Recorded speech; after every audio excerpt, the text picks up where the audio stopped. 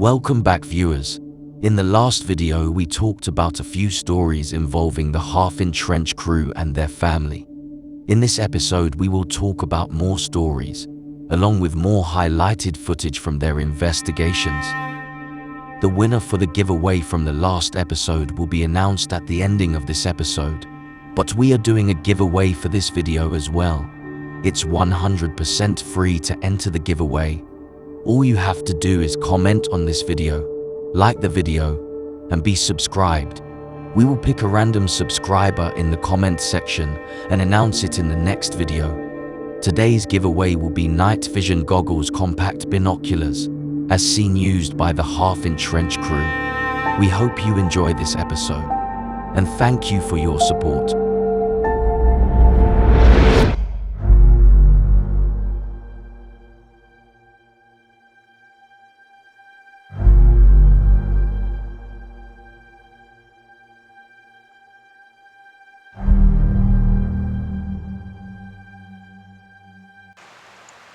You need to understand something.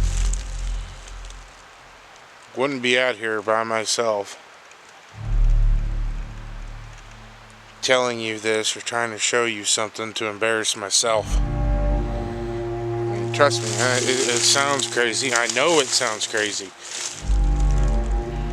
For generations, weird things have taken place here. I mean, strange, for paranormal, Sasquatch, other stuff. I'll just leave it at that. And I know it sounds crazy. Trust me, I know how crazy it sounds. I wouldn't be doing this to embarrass myself. Just don't make any sense. I hate being here by myself. You can drop me anywhere in the world and I'll be fine. Here, not so much. Makes me feel like a crazy person.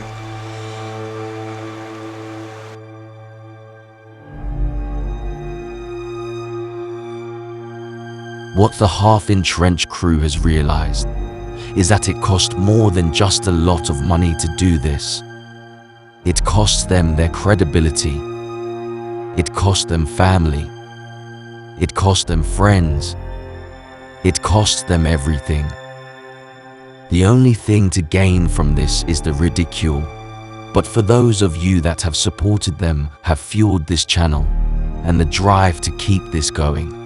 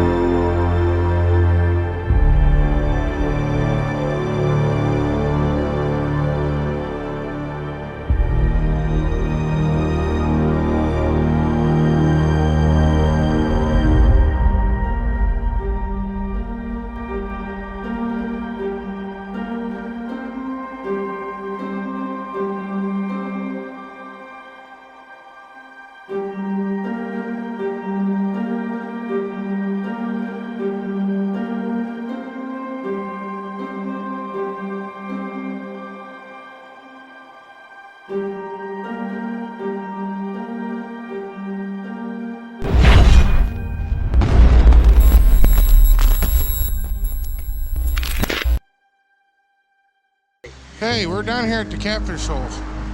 Okay. Remember that rock I put up in the tree? Yeah. It's gone, and there's a different rock higher up in the tree and about twice the size. What?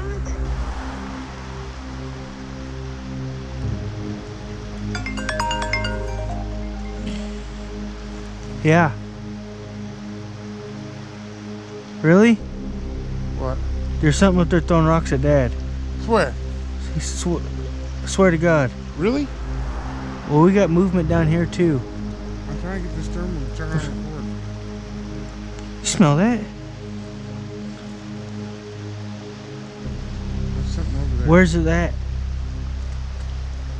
He said it's right there behind the house. Behind. No, Dad, I was just trying to take a picture of this possum in a tree. We're down. The GoPro's running, Dad. Yeah, the GoPro's running. What is that? We're down at the catfish hole. There's something over there. No, Dad, we're not lying, I swear to God. This is freaking me the f out. We're down here at the Catfish Show. You tell me who's freaking out. Lock it. Lock and load. I can't, my hands are full. It was the rocks. 2 of them. And then I heard one hit the ground.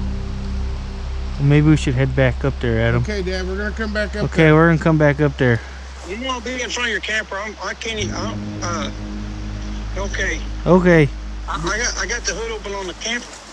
okay. Third one. Third one. Another one here. There's another one. Hey, don't leave me. We're on the way.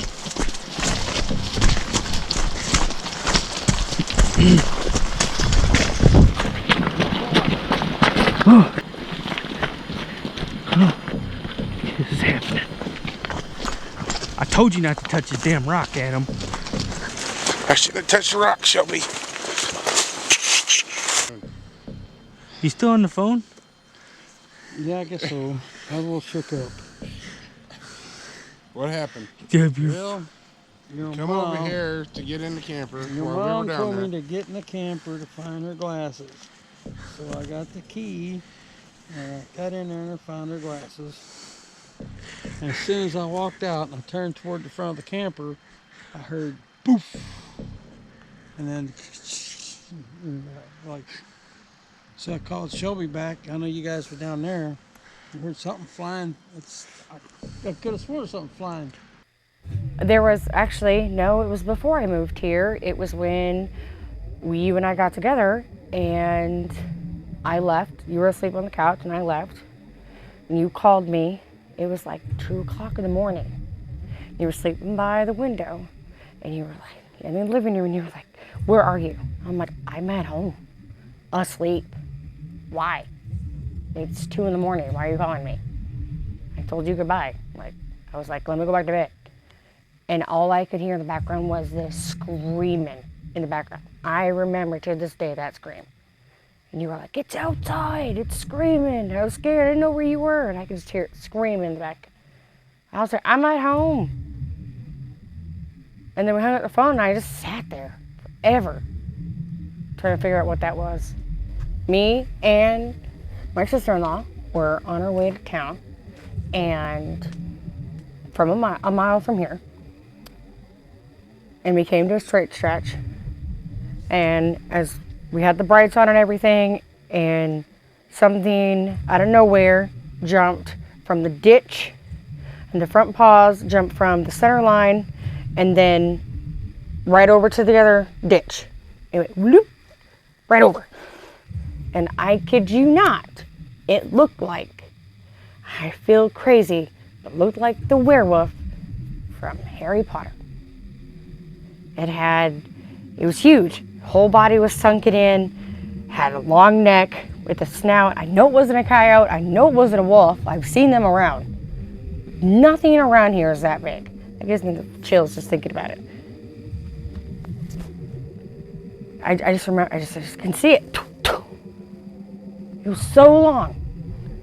It was so fast. I just remember driving. It was black. It was pitch black.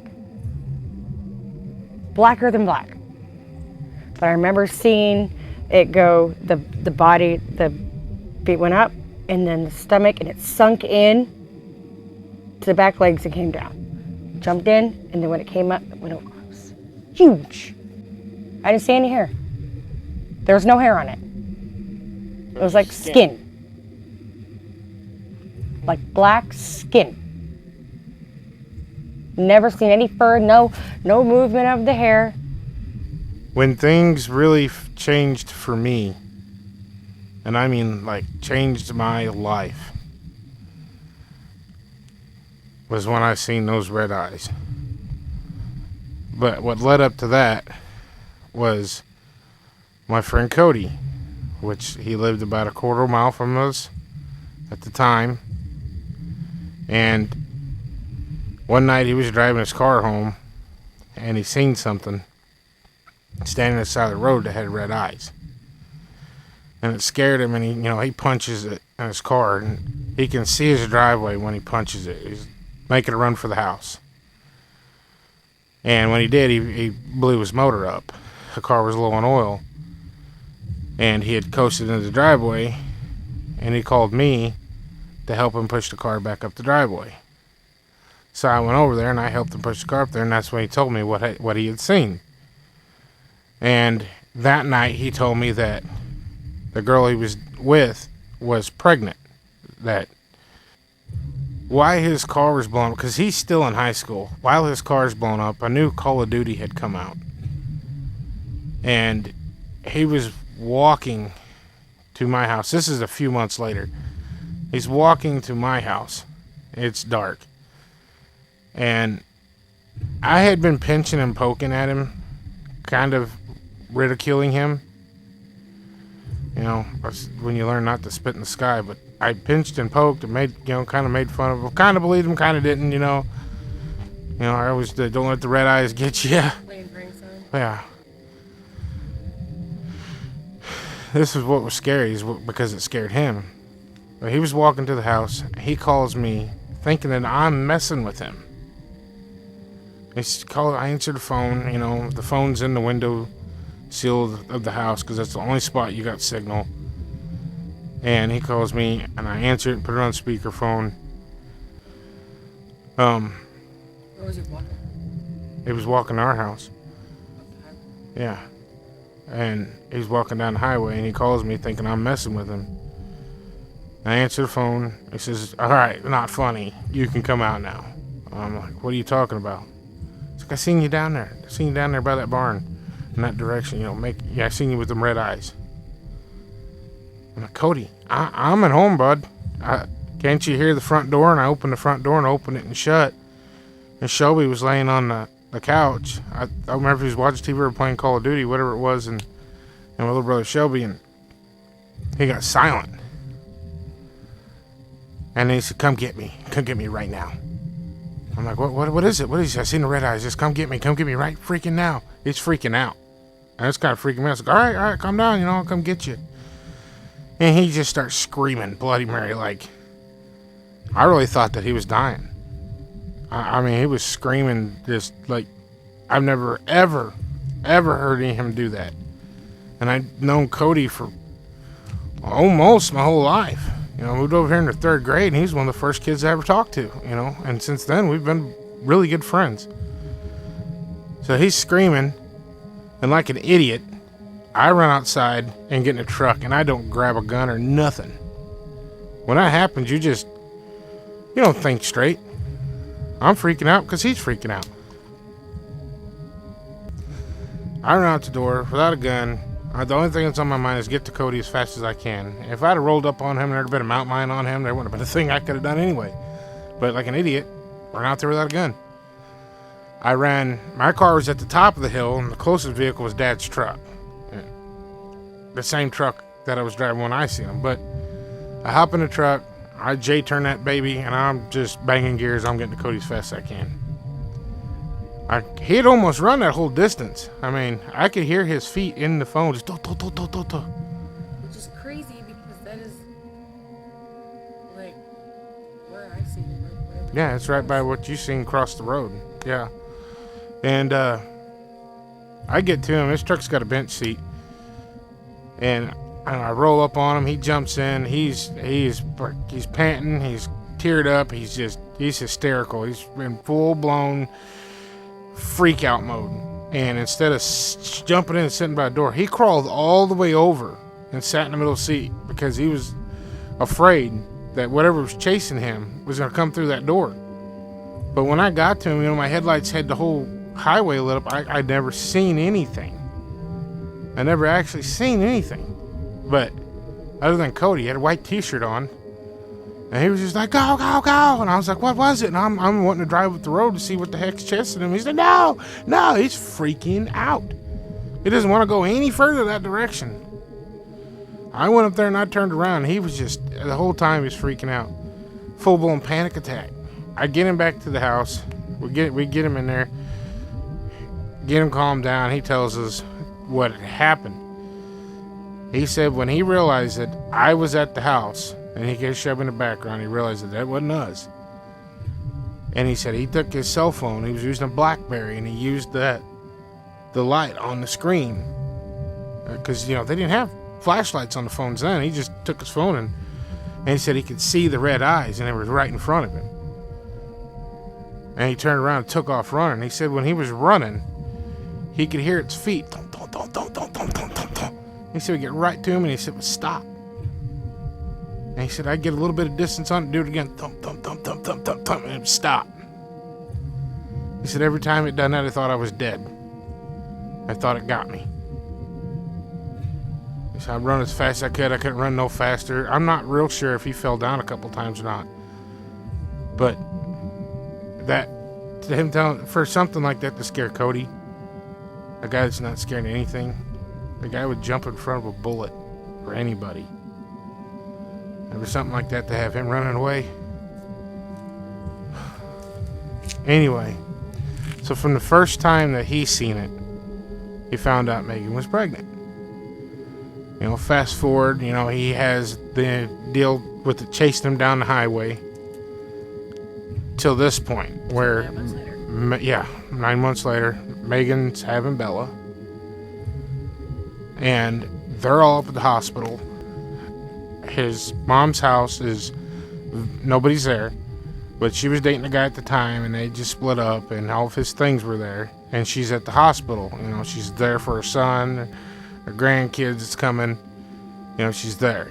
Nobody's there. So she calls and says, hey, would you mind to go down and check on the house? So we haven't been there in a couple days. And, explain the story that he's not allowed to get his stuff until I'm back. Explained everything to him. Like, yeah, sure, I'll run down and check it out. Make sure nobody's tried to get in the house. So I hop in that same truck. The truck had loud exhaust on it. It was V8, 355, Chevrolet. Had 4-speed in it. Big tires on it. I run down there.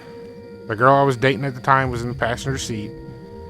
I run down there and I pull in their driveway, and on the driveway there's like a little bitty field, tree line, and a barn.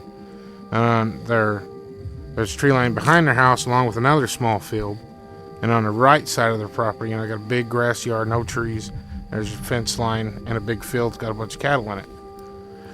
So you can see everything. If there was something there, I'd have seen it. So I go in. They got like a teardrop shaped circle driveway. Goes up. House is on the right. Goes up to the carport. Circles back around. Goes back to the highway. This is, a quarter mile from here. I go up there. And for whatever reason, we never used the circle driveway. We'd always pull up in front of the front door. So when you got out, you just had to take a couple steps and you was at the front door. And, my headlights, that guy's race car sitting on a trailer sitting there. I'm like, okay, well, if I was going to get something, that'd be the first thing I grab. My headlights go across the house. I can't remember if the porch light was on or not. I'm pretty sure it was because I could see that the door wasn't tampered with. My headlights go past that, see all the house, I see their propane tank that's out the front. I got a big propane tank, I'm like, about to get out of the truck. I'm like, no, it looks all right. This is good enough. Put the truck in reverse. The reverse lights kick on. I look in the rearview mirror, and I see what I thought was a set of motorcycle taillights. And they were kind of moving. If I was looking in the mirror. It was moving from my right hand side to my left, like from the right hand side of the truck to the left hand side of the truck. How far away was it from the truck? That's is what I've tried to play in my head. Is I'm not sure how far away from the truck it was when I first seen it, because I'm still like, what is that? You know, I'm looking at it through a mirror. I never turned around. I was looking at it through the mirror this entire time. I was locked onto this. Like, I remember seeing a motorcycle. They're moving, and they're coming up on my left, and then they're coming to me. I'm like, this is not a motorcycle. And they got, I mean, now I'm thinking, these are those red eyes. Oh my God, this is real. And I could feel the terror, void, whatever you want to call it, taking over. And they stopped right to where I couldn't see what it was. And it did this head bob thing where they moved left and right like an animal does when it's calculating. You know, like a cat does when it gets on its prey. And it, at this, you can see the back of the truck, and it kind of downhill from where they were coming up. So its eyes were taller than the back of the truck, and it was downhill. So whatever it was taller than the truck. It was not scared of the truck. Whatever it was, it thought it could take that truck. Do you think if you got out of that truck? I don't know if I'd be here, honestly. I would have fell over dead. I would have just checked out. I'm serious. I would just clocked out, done. Or do you think it was waiting for you to get out of the truck? Because the truck got I think it had recognized the truck and thought I was Cody. That is my honest opinion. Because the last time it seen Cody was when he got in that truck. That's my honest opinion. Now, I didn't back up not a single inch more. That truck was a 4-speed, and I took off in second gear. I tore her yard all to hell getting out of there. And I remember thinking it's gonna cut me off before I can get to the highway. And I never lifted. I'm banging gears in her yard, just tearing the grass up, just blah, blah, just getting after it. And I remember thinking it's going to cut me off. And, you know, the road, it doesn't just merge on a road. So I skipped across that culvert. And at one point in time, it crossed my mind that I might run out in front of a car. Because you can't see that side of the road because of that hill, the way it is there, big, tall, you know what I'm talking about. It's kind of higher along with the house. That's why it was kind of downhill from where it was coming from. And I was so scared I did not care. I know I hit that asphalt. I was in 4th gear before I got to that asphalt. And the entire time the girl I was dating at the time was just screaming like, what is wrong with you right now? And I did not care if she was in the truck or not. I was getting out of there. And once I got on the road and realized that I'm getting away, I could feel my face. I remember this, like, I could feel my face literally pale. I could feel that pale feeling, like there was no blood in my face. I could just feel the sickness. It's like a sickness feeling, like. And that's not the only person that's seen them, you know. I told that story to one of the neighbors, and they were like, you know what, I actually had seen that too. I come home from work, he said, right here, on this road right here. He said, I pull in there with my headlights across that field, and I would just see how many deer would be out there. He said, it was like the highlight of my night, see how many deer would be in that field. He said, one night he pulled in there, and his headlights went across that field, and he said back there was something that was hunkered down that had red eyes, and he said they were big and they were spread apart. And he said that I thought that maybe they were motorcycle taillights too. But they, you know, he knows, because they've had so much stuff happen at their property that he knows now.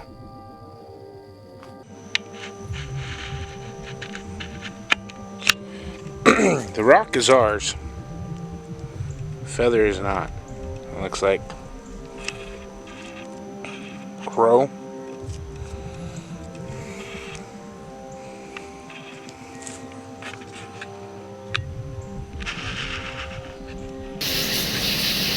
But like I said last night, the alarm went off on the car. And if you touch the door handles on it, the alarm will go off. Show Adam where we seen it. I did. I went down there. I went down there and stood. Well, I kept hearing something. Sound like a cry. And Dad said, that's the wood sizzling. I said, I know crackling and sizzling. That isn't that. And then he went and got a big light. We walked down there like dummies. He was shining his light, so I walked up behind him to tell him where I was seeing it when he was shining his light. And then we seen it go over there, and then it went that way. Then I thought I seen it go back behind the tree again.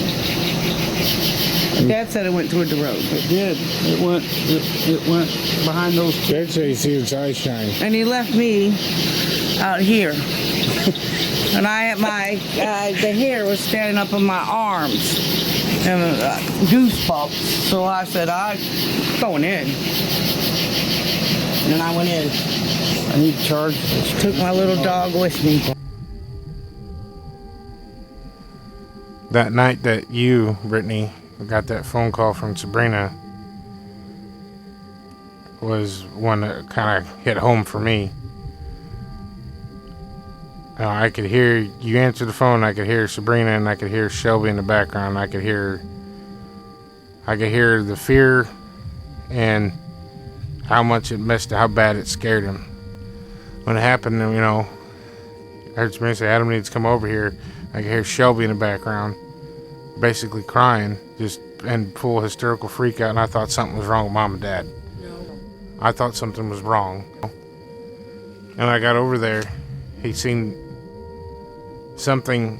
He had the fire, and he's looking towards the house, and he just had that house put in after the fire. And he's looking, something's looking, you know, peeking around the corner of the house at him. And he shined his light on it and got a 2-3 second look at it, and it went back around the side of the house like, oh, I've been busted. This out there were no firearm, nothing but that little bitty pocket light. He said he didn't know whether to run to the camper or run to the house. And he thought, if I run to the camper and it's locked, then what? Because the RV was behind him. That messed him up. And for it to get that close to the house with the boys in there is terrifying. It's tried to get it in Mom and Dad's camper 3 times now. It's tried to open the door. You can hear the door handle. It shook Dad's camper. It tested its limits at first. It only did And it's getting a little too close. and then it really did it. Things that happen over there all the time. Like, you forget about stuff. You do. Like the wood knocks and the whoops, the screams, the howls. You forget. It's happened so many times you forget. And you'll go over there and you'll put an audio recorder up, and you day after day after day of going over getting it, going through it, going over getting it, setting it up, going through it, and then something happens here, and you're like, well, I'll get 2, and you put 2 up, and you're doing that. You know, just it's a lot of freaking work, and you might get something, you might not get something. You get some weird stuff, and you get some stuff that's not weird, and it's just like, yeah, it's so overwhelming. And then the one night you don't put it out, something happens. So we lived over the hill, just right here. And this house didn't come up on the market. This house, Mom and Dad left a note on the door that they'd be interested in buying it. And the bank had called and said, yes, it could be bought. It's a foreclosure. And Dad bid it for this house at the courthouse square. And he won. And when he got this house, it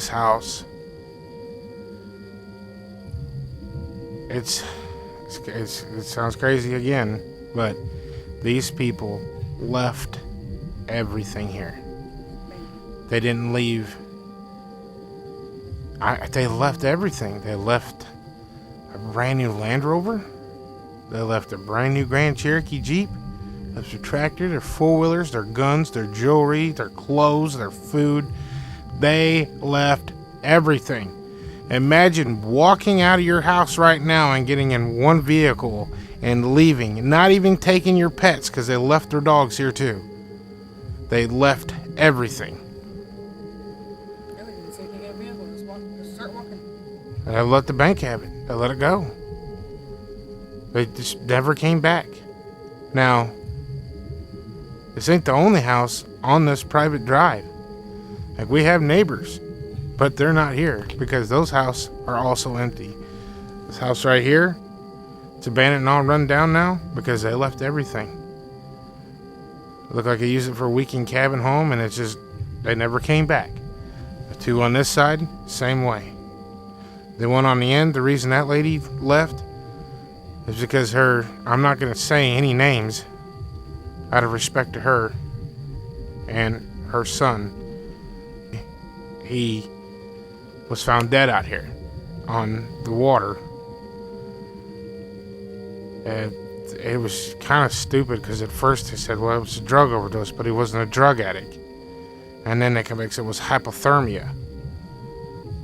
Like, make up your mind. Yeah, hypothermia. And she, it messed her up, losing her son right here, by her house that she sold, and she just wanted away from it, which is understandable, but he's not the only one that's happened to here. When Grandma first bought that property, Gilbert, I'll say his name, Gilbert Francis was found dead in the water without any water in his lungs. And that man grew up there. He could swim. And the water where he was found, supposedly drowned, was waist deep. I mean, it's not unheard of for someone to drown like that, but for him, out of all people, to drown, it's kind of funny. It's kind of suspicious. But it's just like, and then, with Zach, he's not ever been into this stuff until he started living out here after his dad passed away. They hear some weird stuff over there, like hyena laughing sounds, like weird laughing hyena-ish sounds. And I would really like to get that one on recording. I've heard it here once, and Mom and Dad have heard it here a couple times. Once they recorded it, but the audio on it's not the greatest. And with the phone that he used, but I do have it. It's just kind of hard to distinguish it, but I mean, you heard what it did 3 or 4 times when we were up there. What was that? Just enough to get our attention. Yeah, but they've had it happen like right beside their house. And he tried to get it in recording, and he got one little laugh on recording. But there's so much to talk about. It's like, well, what's next? Man, there's so much to talk about. It's gonna be a long video, and I hope it doesn't get boring for people. But I'm trying to get it out there so they know. I don't normally talk about this stuff on the channel, so I'm trying to get it out there. Dixie!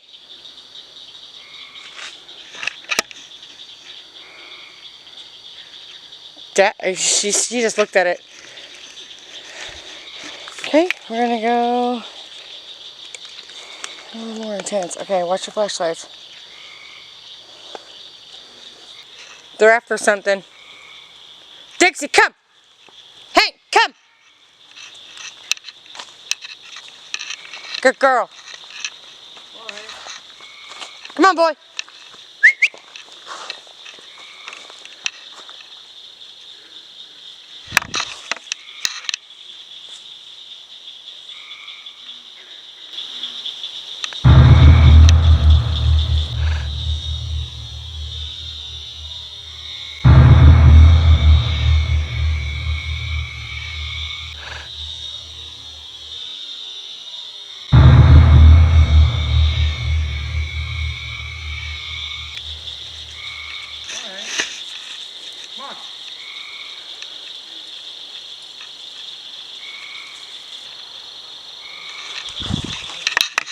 Dad?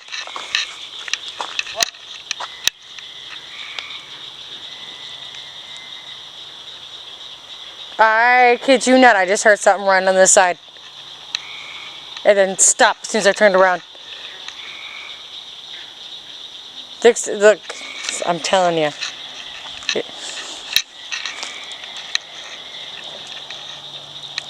The persistent oddities keep the half-inch wrench crew on their toes.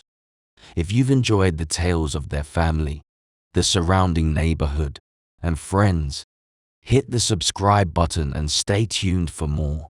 They've barely begun to scratch the surface. Things are about to get even stranger.